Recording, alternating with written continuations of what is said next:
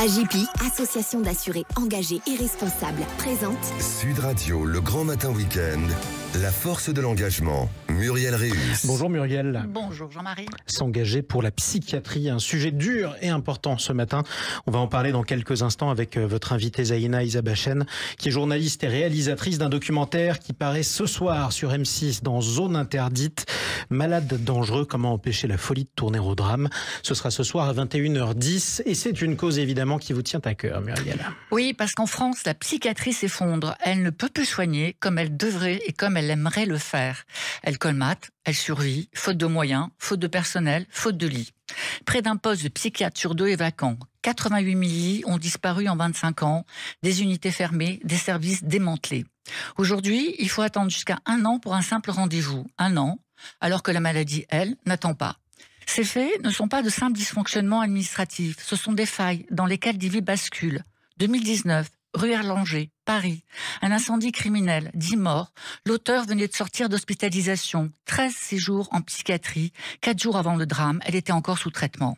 Paris, toujours, 2023, pont de Bir Hakeim, un touriste poignardé à mort. L'assaillant atteint de psychose sévère était connu des services de police mais laissé sans soins. 2022, Lola, 13 ans, assassinée. Sa meurtrière souffrait de troubles psychiatriques sévères. Janvier dernier, près de Nîmes, une joggeuse poignardée 6 fois. L'agresseur venait de sortir de l'hôpital la veille. En psychiatrie, il existe un rempart ultime, les unités pour malades difficiles. Là où l'on enferme les patients les plus instables, les plus dangereux. Là où, en théorie, on peut se reconstruire. Mais comment se reconstruire quand les services psychiatriques d'urgence manquent de la moitié de leur effectif, quand le suivi après la sortie est inexistant, quand les patients attendent des mois pour un rendez-vous. Sans prise en charge, ils replongent, ils récidivent. Et puis, il y a ce paradoxe. Un malade psychiatrique peut refuser son traitement, arrêter ses soins, quitter l'hôpital, comme la loi le lui autorise. Une liberté qui pour certains devient un piège. Car comment accepter de se soigner quand on ne sait pas malade?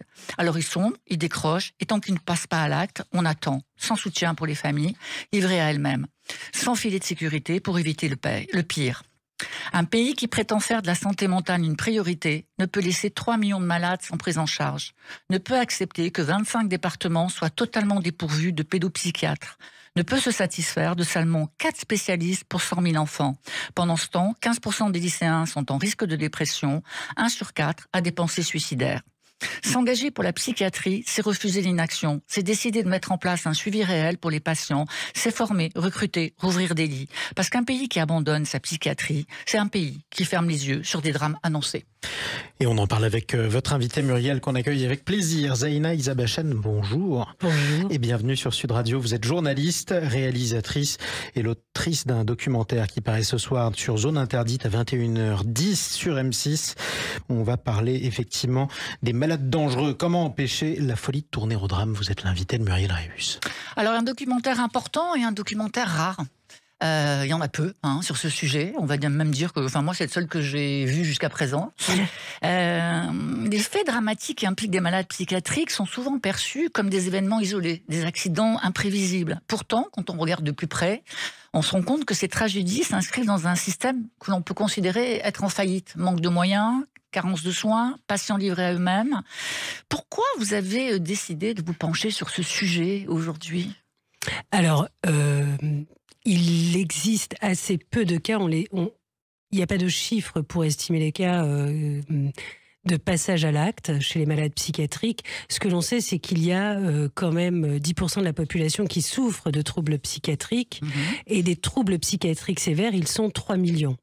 Tous ne passent pas à l'acte. Alors pourquoi on s'est intéressé et pourquoi on a voulu travailler là-dessus? C'est d'abord l'envie des équipes de Zone Interdite qui se sont aperçues, qui ont en effet vu qu'il y avait une multiplication des faits divers relatant des passages à l'acte commis par des personnes en souffrance psychique.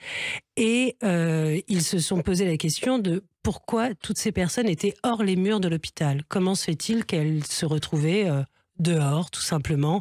Et donc, ils m'ont proposé ce sujet. Et ce qui m'a intéressée, c'est que poser la question de pourquoi ces malades sont dehors, c'est s'interroger sur comment fonctionne notre système et comment on les soigne. Et décortiquer le système psychiatrique, c'est ce qui donc m'a intéressée. C'est pour ça que j'y suis allée. Vous pourriez un tout petit peu le décrypter, ce système psychiatrique? On n'est pas très au courant de comment il fonctionne. En fait, quand on tombe malade, c'est à peu près souvent la même chose, c'est-à-dire qu'on se dit, tiens, je vais aller aux urgences, parce qu'en fait, les gens, quand ils tombent malades et qu'ils découvrent qu'ils sont schizophrènes, d'abord, ça se fait pas du jour au lendemain, ça prend du temps. Il va y avoir une première crise, où les médecins vont avoir un peu de mal à se dire que c'est une maladie psychiatrique, parce que c'est quand même un diagnostic lourd à poser. Et puis, il en faudra peut-être une deuxième de crise. Et là, ils vont se dire, bon, voilà, peut-être qu'il est vraiment malade. Mais avant ça, ils vont aller aux urgences. Donc, les urgences, c'est souvent la porte d'entrée vers la maladie. Après, une fois qu'on est malade, lorsqu'on est en crise, on rentre dans ce qu'on appelle un service fermé. C'est là où nous avons tourné. Donc là, les malades sont pris en charge approximativement un mois. Et ensuite, normalement, et là, la crise est stable. Voilà. Leur objectif, là-bas, c'est d'abord de leur expliquer, de leur faire prendre conscience qu'ils sont malades. Parce que le propre de la maladie psychiatrique, en tout cas dans les psychoses, les bipolarités, les schizophrénies, ce genre de pathologies, les personnes n'ont pas franchement conscience qu'elles sont malades. C'est-à-dire que leur délire, c'est pour elles la réalité. Donc là, c'est leur premier travail de dire, bon, vous êtes malade, et comme vous êtes malade, vous devez prendre vos médicaments. Ça, c'est le travail des services fermés. Et puis, une fois dehors, normalement, si tout allait bien, dans le meilleur des mondes, eh bien, il y a normalement des prises en charge dans les CMP, dans des services qu'on appelle... consultation de jour, peut-être ? Des consultations de jour. Et c'est là où il y a le plus gros problème, puisque... soit on n'en a pas mis assez en place, soit l'offre de soins est éparse, c'est-à-dire qu'on va trouver quelque chose dans une ville mais pas dans une autre, et donc souvent, une fois sortis des hospitalisations, les malades peinent à se faire soigner comme ils le devraient. Alors vous avez, on voit lors de ce reportage, vous avez tourné dans ce qu'on appelle les UMD, des unités pour malades difficiles, que l'on décrit souvent comme un dernier rempart pour ces malades qui sont considérés comme les plus instables et les plus dangereux. Moi j'ai deux questions, c'est comment vous avez réussi à franchir les portes de ces UMD ? Est-ce que ça a été difficile ? Et dans quel état arrivent les patients à ce moment-là dans ces unités-là ?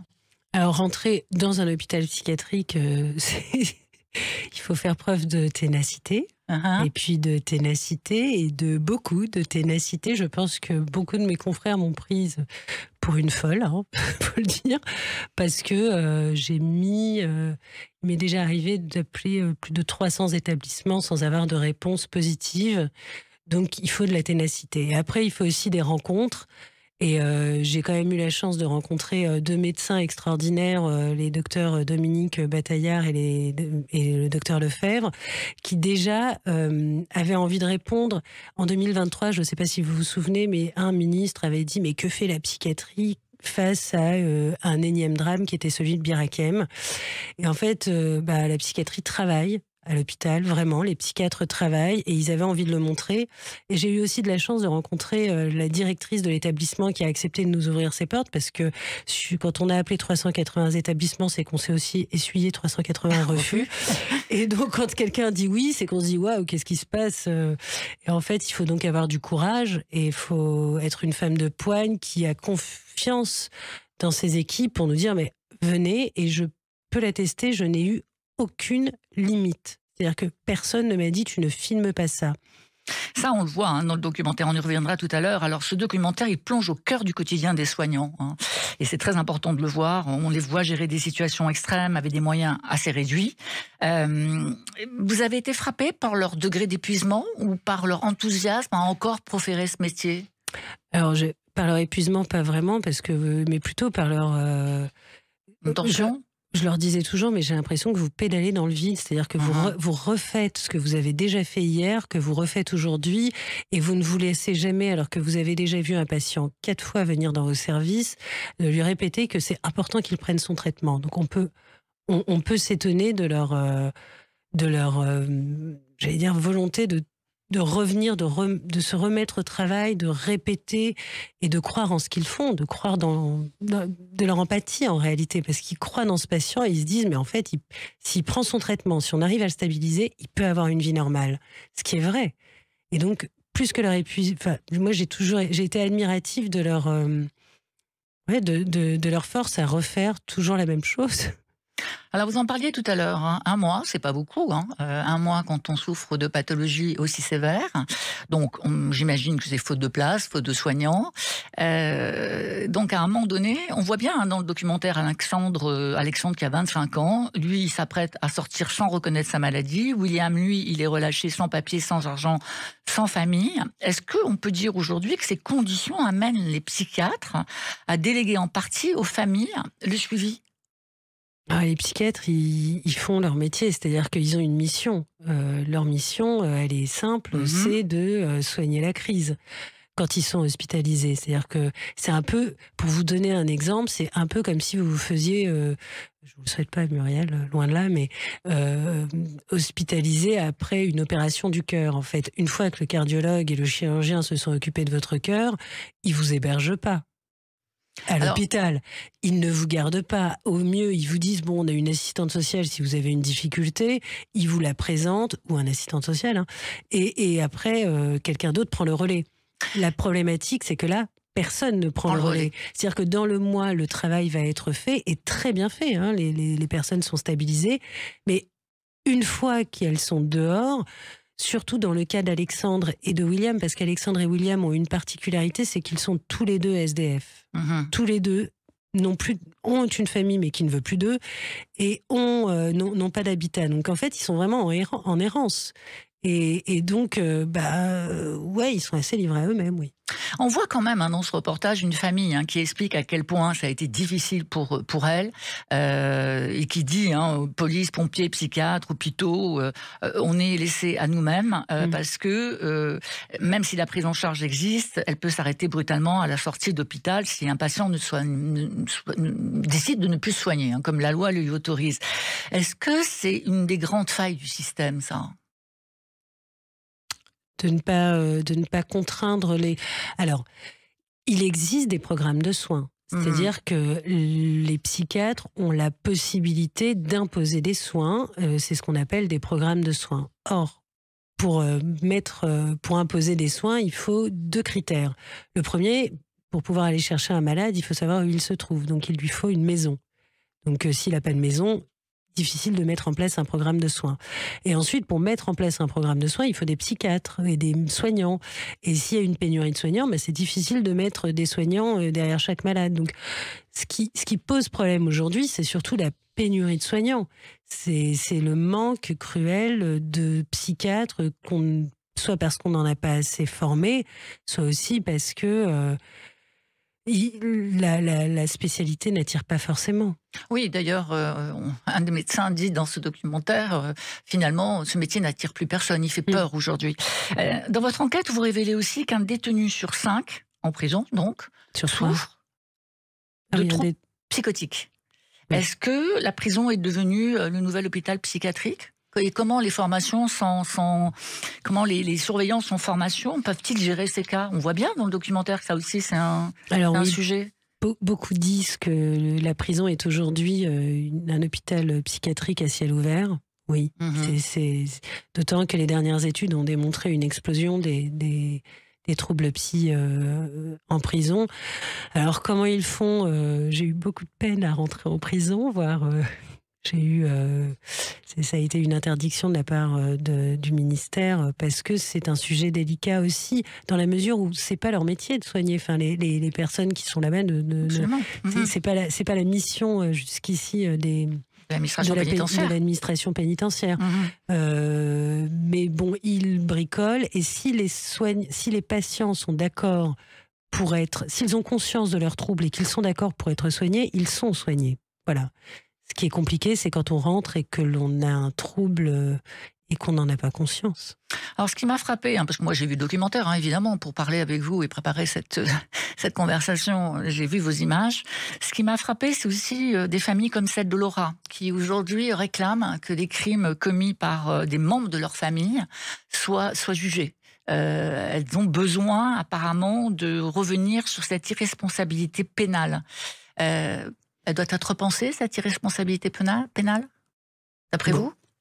Moi, je trouve ça difficile de juger une personne malade, parce que quand quelqu'un passe à l'acte et qu'on lui pose la question, elle n'a même pas conscience qu'elle est passée à l'acte. Donc, par contre, il y a une réalité, c'est que les victimes qui sont victimes de ces coups de folie sont souvent, elles aussi, livrées à elles-mêmes et sans réponse. Et j'ai pas de réponse ni pour l'une ni pour l'autre, mais en tout cas, je constate que dans les deux cas, il y a souffrance et que cette souffrance n'est pas entendue et prise en charge. Voilà, ça c'est une réalité. Alors après cette plongée au cœur de la psychiatrie française, vous, qui êtes resté 6 mois, 8 mois plutôt 2 ans. Ouais. Ah, 2 ans. 2 ans, oui, alors 2 ans. 2 ans au contact de ces malades et de ces médecins.